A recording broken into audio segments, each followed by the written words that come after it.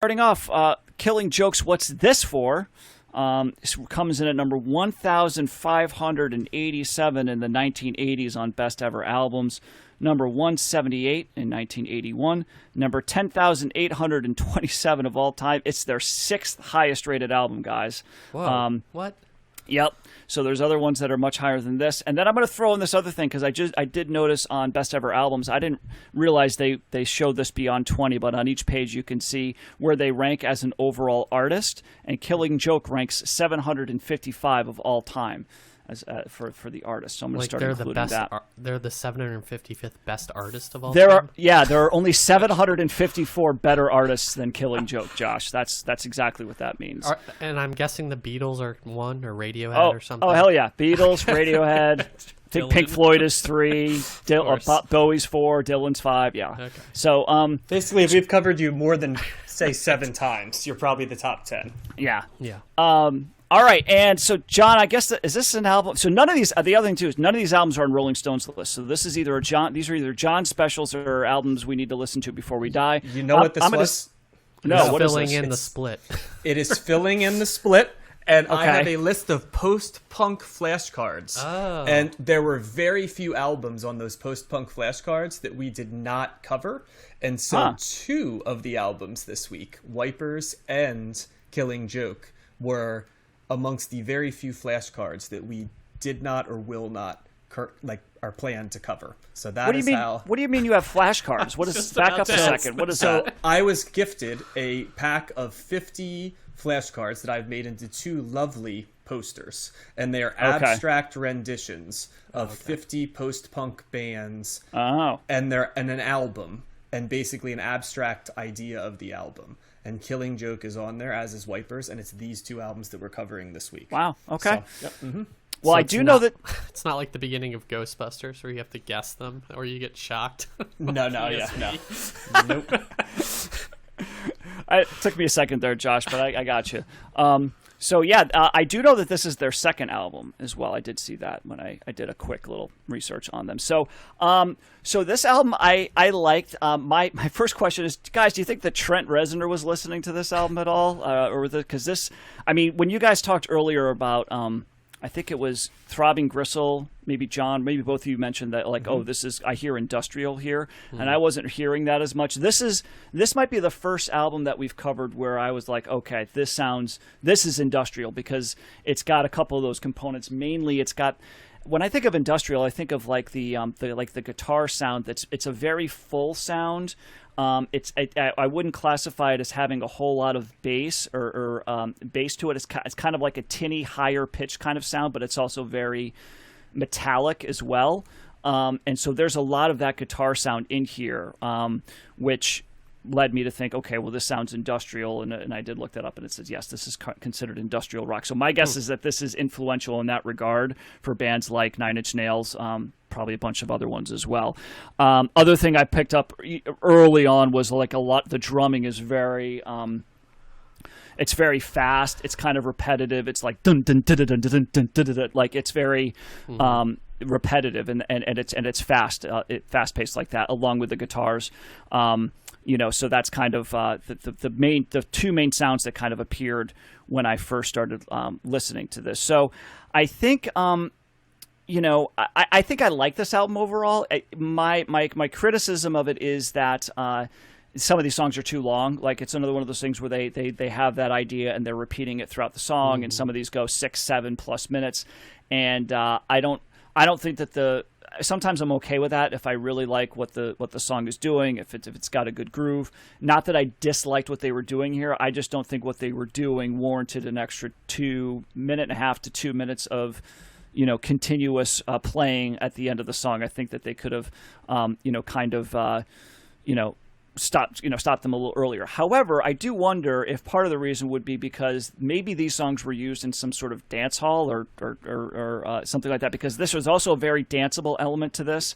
Almost like a techno, like proto techno kind of vibe, although doesn't have like the throbbing there's some synth though in this too. There's synth, yeah, but it definitely, I could see people like dancing. It's one of those things where, like, you think of those movies where they, the cop goes into the underground, like, unknown, like, Like in hang up. Matrix. Yeah, or you need the password to get it, and then you go in there and there's all these people like hanging from rafters and stuff and wearing these clothes, and it's that they're dancing to that kind of like industrial metal kind of sound. It's kind of some stuff like that. So I think I liked it. It wasn't my favorite of the albums this week. This is kind of, I think I'm going to give this a slight thumbs up because I do think it's interesting enough and kept me going. But I definitely see the influence here. I just think it was a little bit too long-winded, but overall it was pretty decent, and it was interesting to learn a little bit about this. I have a couple of other things that I found interesting, so I'll let you guys do your reaction first, or maybe some of you have known this stuff already, so it was new information to me. But I'll go with a thumbs up here on Killing Joke. The post-punk, I guess continues. It's post-punk, proto-industrial, perhaps. Yeah, I went in thinking this was gonna be some sort of another hardcore band based on the name, and it wasn't that at all. Like Matt described, I was pleasantly surprised as a result.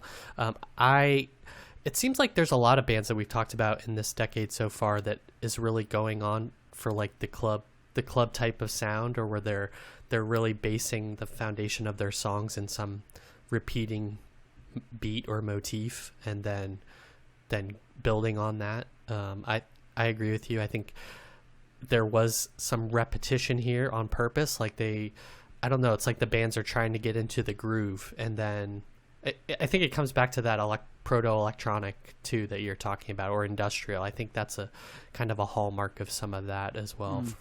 And but I liked the drums on this a lot. That stood out to me, especially on a track like Unspeakable. It seemed like they were intentionally maybe in the front of the mix. There's some great guitar breakdowns like Intention. I thought that was a really good song.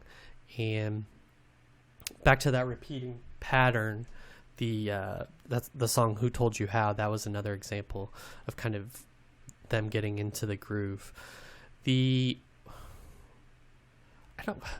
I unfortunately don't really have much more to say than that. I did like this album.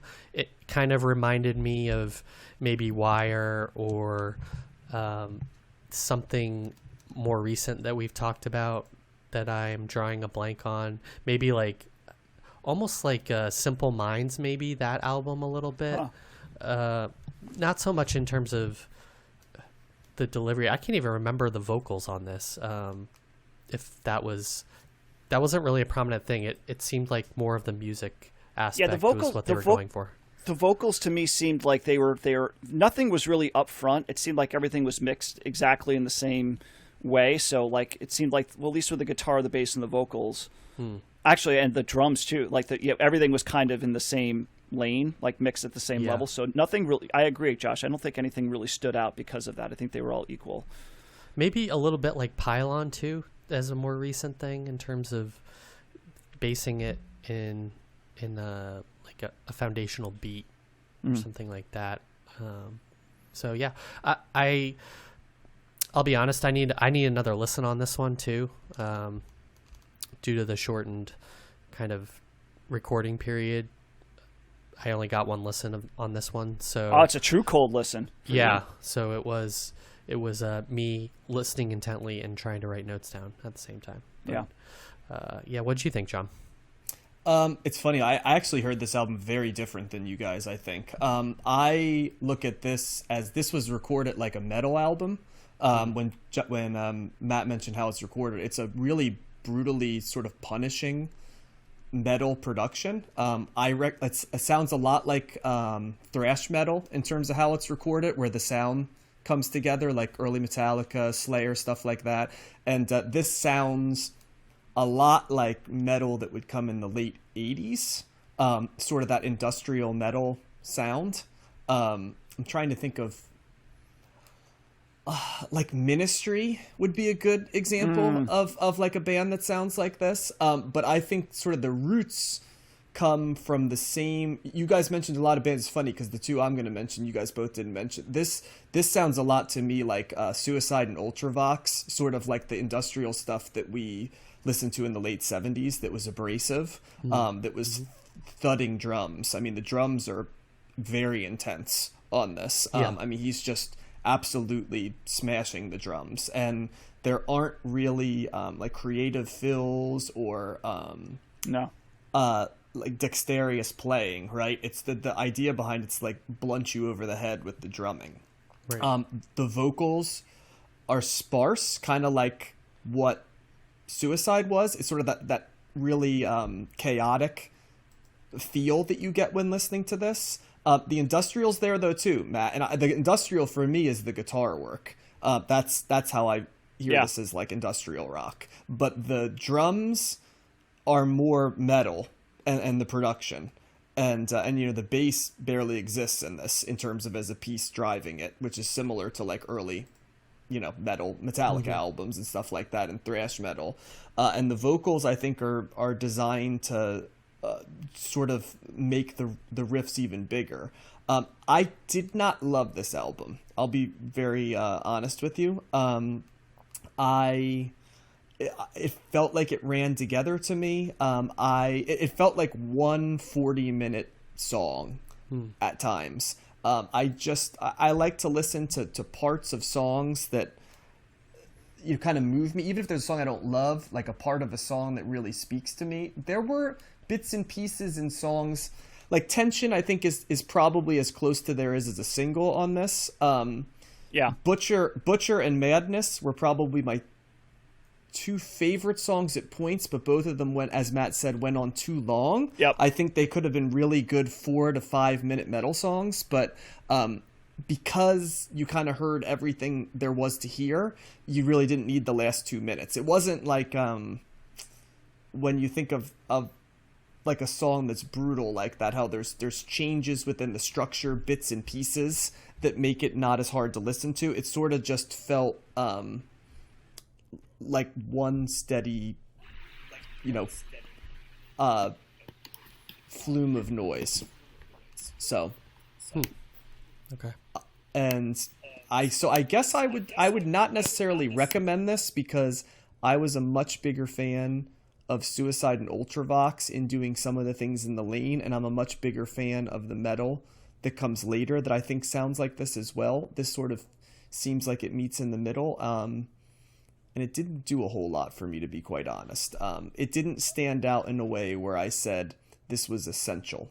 And I think maybe that's why it's the 6th best Killing Joke album, right? Because there was nothing on here where I'd turn to someone and say, oh, you got to listen to this track. This is what, you know, they're all about. Like, I know a couple Killing Joke songs from, you know, later. There's a pretty famous song called 80s. There's a song that Nirvana pretty much rips off for Come As You Are, which is not on this album, but it's pretty much the exact riff, comically so. And both of those are good songs, and there's a little bit more mainstream sound to it, so that you kind of get into mainstream 80s industrial rock, so you're heading more toward the, you know, the post-punky of like a you know, Depeche Mode or stuff like that you can glom onto a little bit easier. But yeah, I don't know if I can recommend this one. This didn't do it for me, guys. Yeah, I hear what you're saying about the Ultravox and Suicide. I can't remember much about how Suicide sounds, but I remember Ultravox having kind of some more pop elements in there that drew me into them more. And yeah, I see what you're saying too about them. I wonder what I didn't look up any biographical information about them. So if this neither. is the 6th highest rated album, I wonder what the later ones, I assume this is sort of at the beginning of their career. So this is their second album, I believe I saw when I was looking it up. Yeah. Mm-hmm. Yep. And their first album, which is a self-titled album, was their highest ranked album. Okay. But they have one in 1985 called Nighttime, which is number 2. Then they have an album actually called Pylon from 2015. That's their third ranked. So, and then they have a 2003 and a 2010 ahead of this. So, and I think they just had an album out, if I'm not mistaken, this year or maybe last year. So they're still around, you know. And but the story that I read about was because I did see in their history that Dave Grohl played drums on their second self-titled album from 2003, and then they went on to say that it was kind of strange because given the fact that Nirvana was accused of plagiarizing. Yeah, I Come mentioned As You. that. Yep. Mm-hmm. Oh, you did talk about that. Okay, I think you might have dipped out for a little I dipped out for a bit. second. Okay, yeah. Yeah, I mentioned they had a couple songs, like one was a rip of. Remember last week I said listen to see if there's a riff. Yeah, it's that. There was. Did you know? Did you tell them what the song was, John? No, what is it 80s? It's 80s. Yep. Yeah. And then there was another. And then they also mentioned that the Damned had a Yes. song as well. You said that as well. Okay, cool. All right, so sorry. I didn't say Anyway. the Damned did, but yes, I know that's the other one. That's The very Damned similar. song "Life Goes On," and I did listen to both of those, and both of them, I'm like, yeah, there's that 80s opening definitely guitar riff. does, yeah. That opening guitar riff is very similar between all three of them. So it just made me go, you know what? Like everybody's aping from everybody else. You know what I mean? So, but they were, but Dave Grohl did play with them. So, and they're still around. So, but I see what you're saying too, John. It's not my favorite either. I think I just overall I enjoyed it. It wasn't something where I was like, even though it went long in some areas, it wasn't like, oh my God, I can't turn this off. It was just like, okay, that's good. But I think that there was enough in here for me to be interested in. So it's kind of cool to hear this stuff from 1981 because it doesn't sound from 1981. Yeah. Yep. Laying the groundwork. Yep. And just as a recap, what were those other songs that aren't on this album that sound like "Come As You Are"? Oh, "Come As You Are." So it's 80s. Okay, I'm gonna listen to them. From Killing Joke, and that's from their album. I think that's on 80s. It's very British sounding. And you don't. Yeah, it's from their album "Nighttime" from 1985, and you don't need to listen into the song. It's immediate. It's both for that one and the Damned song, which is called "Life Goes On," and both of them immediately have a very similar opening guitar riff that "Come As You Are" does. Interesting. I mean, it seems like at some point there have to be similarities between songs. Unless so many playing notes. guitars, like they do now, and then it'll stop for a while. Yeah, that's a good point.